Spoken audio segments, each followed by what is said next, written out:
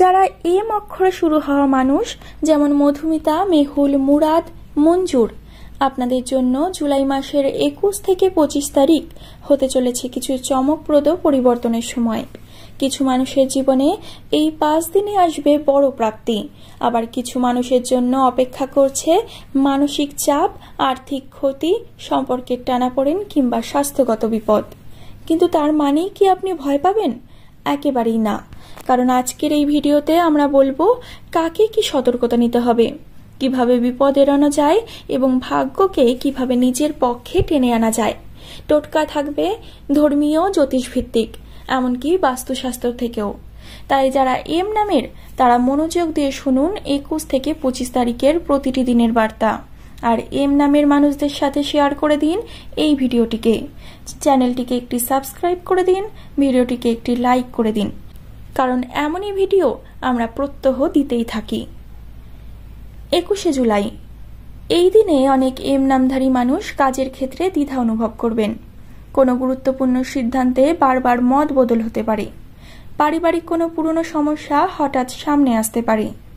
বিপদের দিকগুলি হল ভুল সিদ্ধান্তে আর্থিক ক্ষতির সম্ভাবনা, অফিসে বা ব্যবসায় বিরোধের সৃষ্টি।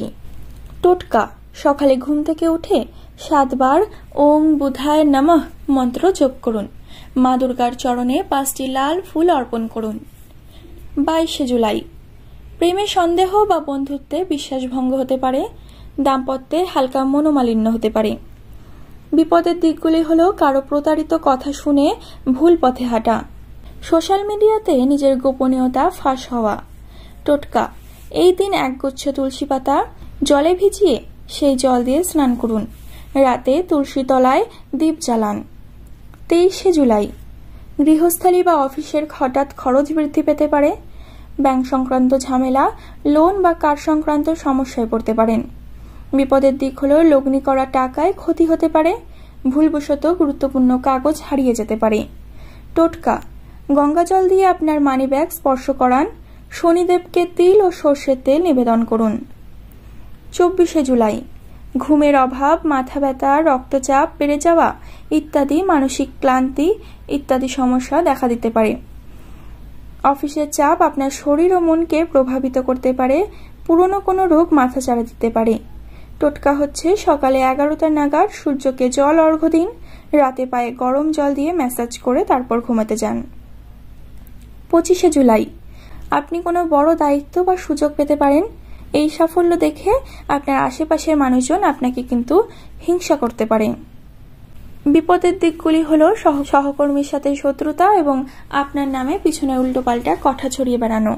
ভুল বোঝাবুঝির কারণে বন্ধুর সঙ্গে দূরত্ব সৃষ্টি হতে পারে। টোটকা: এই দিন সকালেই 5টি পান পাতা কোনো পিপল গাছের তলায় রেখে প্রার্থনা করুন। কপালে চন্দনের তিলক দিন সাফল্য রক্ষার্থে। সবচেয়ে ঝুঁকিপূর্ণ দিনগুলি হল 21 ও 23শে জুলাই। তাই 21 ও 23শে জুলাই আপনি সব দিক থেকেই সাবধান থাকুন।